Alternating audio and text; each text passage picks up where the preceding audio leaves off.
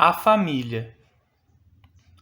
Morgan, que passou grande parte de sua vida entre os iroqueses que ainda hoje habitam o estado de Nova York, e foi adotado por uma de suas tribos, a dos Senecas, encontrou entre eles um sistema de parentesco que estava em contradição com suas relações familiares reais. Vigorava entre eles um tipo de casamento monogâmico que podia ser facilmente dissolvido por ambas as partes, designado por Morgan como família de um par. A descendência desse casal era manifesta e reconhecida por todo o mundo.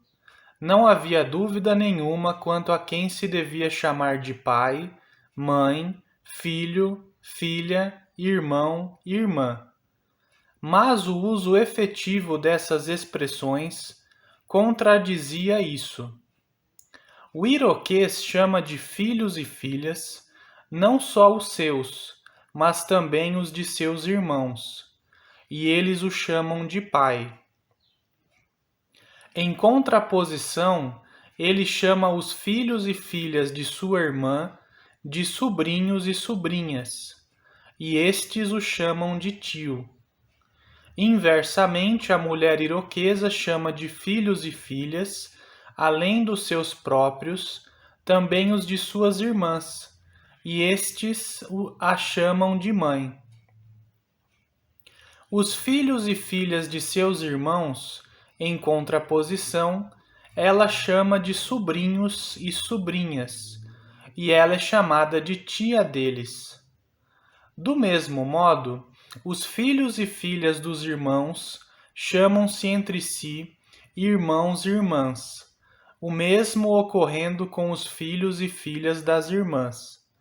Em contraposição, os filhos e filhas de uma mulher e os de seu irmão chamam-se entre si primos e primas, e não se trata de meras designações vazias, mas de expressões de noções realmente válidas, de proximidade e distância, igualdade e desigualdade de consanguinidade. E essas visões servem de base para um sistema de parentesco elaborado do início ao fim, que é capaz de expressar várias centenas de relações diferentes de parentesco de um mesmo indivíduo. Mas não só. Esse sistema não apenas se encontra em pleno vigor entre todos os índios norte-americanos, até agora nenhuma exceção foi encontrada, mas vigora quase sem modificações entre os aborígenes da Índia, entre as tribos dravídicas do Decão e as tribos dos Gauras do Industão. As expressões de parentesco dos Tâmeis, do sul da Índia, e dos iroqueses, da tribo dos Senecas do estado de Nova York, ainda hoje são coincidentes para mais de 200 diferentes relações de parentesco. E também, em todas essas tribos indianas, como entre todos os índios americanos, as relações de parentesco decorrentes da forma familiar vigente se encontram em contradição com o sistema de parentesco. Ora, como se explica isso? Tendo em vista o papel decisivo do parentesco para a ordem social de todos os povos selvagens e bárbaros, não se pode descartar a importância desse sistema tão difundido com o auxílio de ditos espirituosos.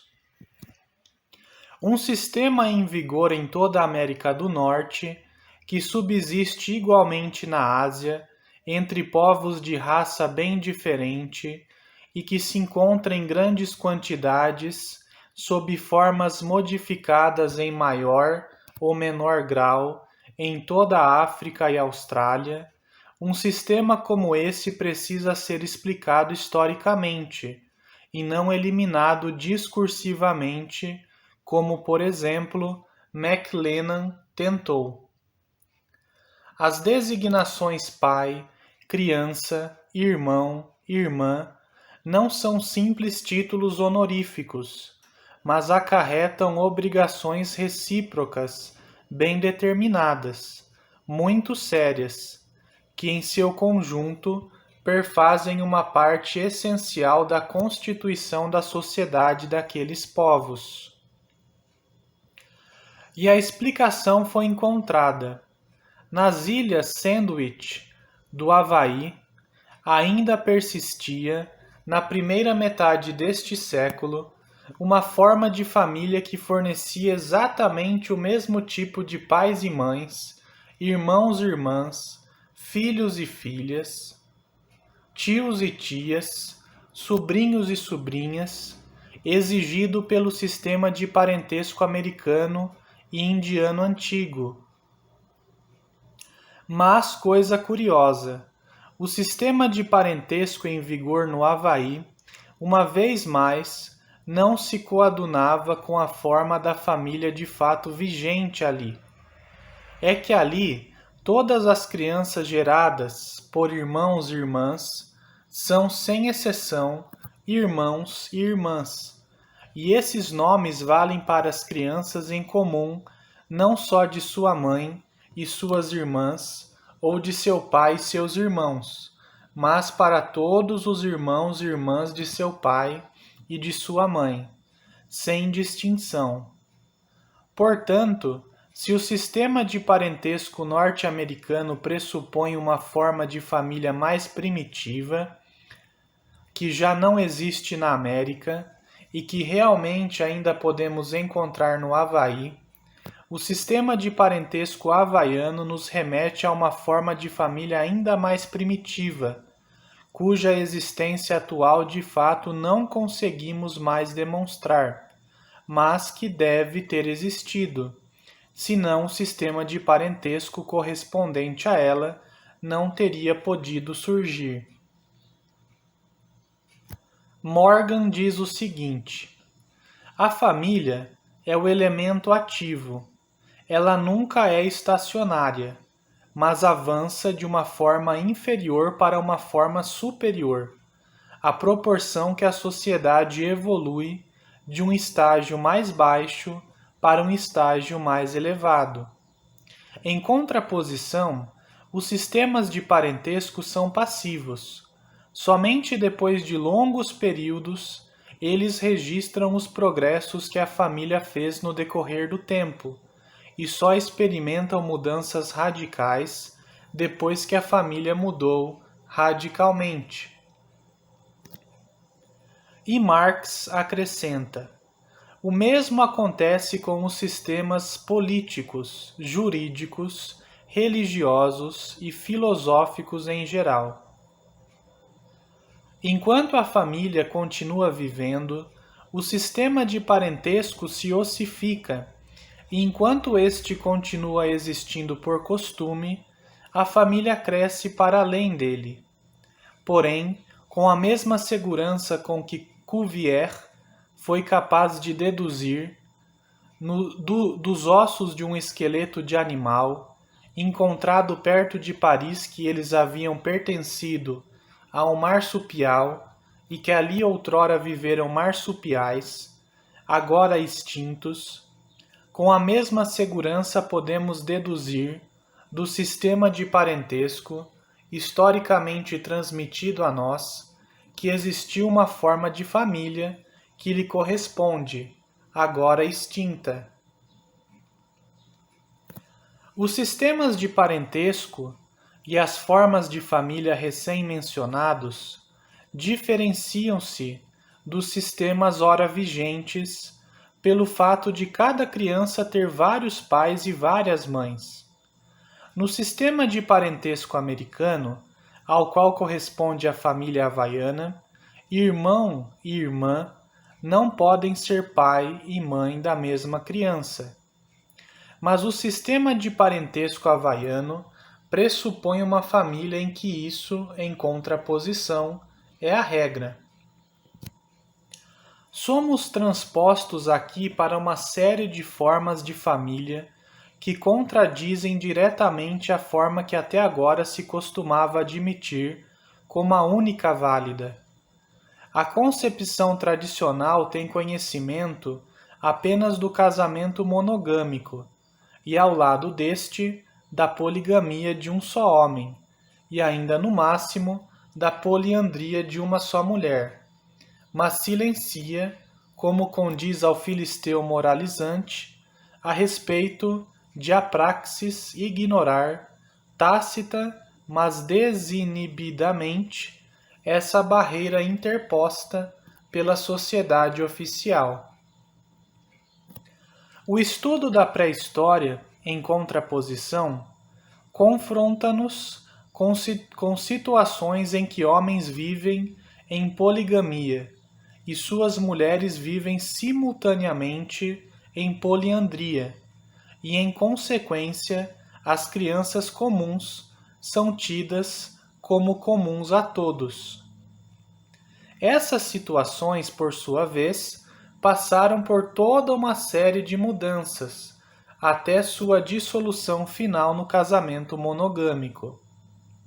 Essas mudanças estreitaram cada vez mais o círculo que envolve o laço matrimonial comum e que originalmente era muito vasto, até que por fim restou somente o par individual hoje predominante.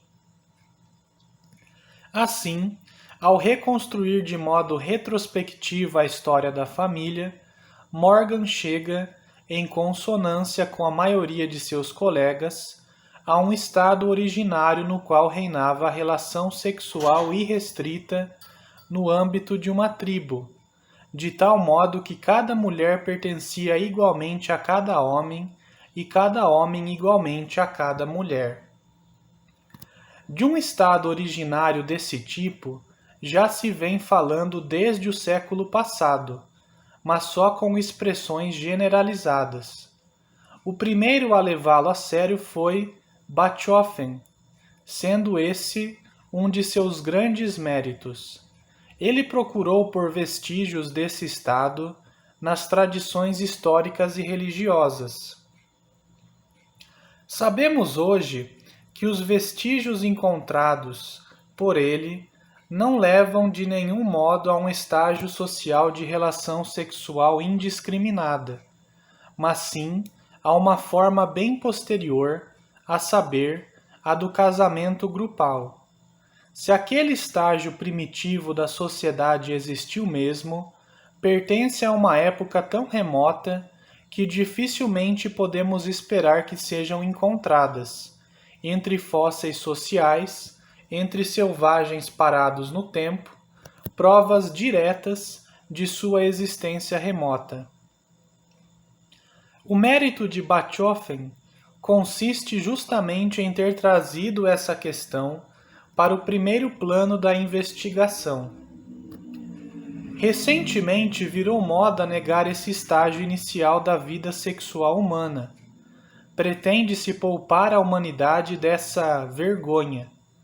Recorre-se, além da falta de toda e qualquer prova direta, especialmente ao exemplo do restante do mundo animal. A partir deste, Charles Le Tourneau compilou numerosos fatos, segundo os quais também ali uma relação sexual totalmente indiscriminada pertenceria a um estágio mais baixo. A partir de todos esses fatos, só consigo tirar a conclusão de que eles não provam absolutamente nada para o ser humano e suas condições de vida primitivas. O acasalamento por tempo mais longo entre os vertebrados se explica suficientemente por razões fisiológicas, como no caso dos pássaros, pelo desamparo em que se encontra a fêmea durante o período de choco. Os exemplos de monogamia fiel que ocorrem entre aves nada provam em relação aos seres humanos, dado que estes não descendem das aves. E se a monogamia estrita for o auge de toda virtude, quem leva a palma é a tênia, que em cada uma das 50 a 200 proglótides, ou segmentos de seu corpo, possui um aparelho sexual feminino e um masculino completos, e passa a vida copulando consigo mesma em todos esses segmentos. Limitando-nos, porém, aos mamíferos, encontramos entre eles todas as formas possíveis de vida sexual, desregramento, reminiscências do casamento grupal, poligamia, monogamia. Só falta a poliandria, que apenas os seres humanos conseguiram produzir. Até nossos parentes mais próximos, os quadrúpedes, nos oferecem todo tipo de diversidade no agrupamento de machos e fêmeas. E se traçarmos limites ainda mais estreitos e considerarmos apenas os 4 macacos antropóides, a única coisa que Le Tourneau conseguiu nos dizer é que eles são ora monogâmicos, ora poligâmicos, enquanto Henri de Saussure afirma, segundo Giral de Teulon, que eles seriam monogâmicos. As afirmações novas aduzidas por Westermarck sobre a monogamia dos macacos antropóides nem de longe constituem provas. Em suma, as notícias são de tal natureza que Le Tourneau, para ser honesto, admite. Aliás, entre os mamíferos não existe nenhuma proporção entre o grau de desenvolvimento intelectual e a forma de relação sexual. E Alfred Spinas chega a dizer: a horda é o grupo social supremo que podemos observar entre os animais. Ela, assim parece, é composta de famílias, mas já desde o início a família e a horda se encontram em conflito, pois se desenvolvem em proporção inversa. Como já mostra o que foi dito acima, não temos certeza sobre praticamente nada a respeito dos grupos familiares e outros grupos conviviais dos macacos antropóides. As informações se contradizem frontalmente, o que não deve causar admiração. As informações que temos sobre as tribos humanas no estágio selvagem já são contraditórias, carentes de exame crítico e verificação. Mas as sociedades dos macacos são muito mais difíceis de observar do que as humanas. Por enquanto, temos de rejeitar toda e qualquer inferência a partir de tais relatos absolutamente inconfiáveis.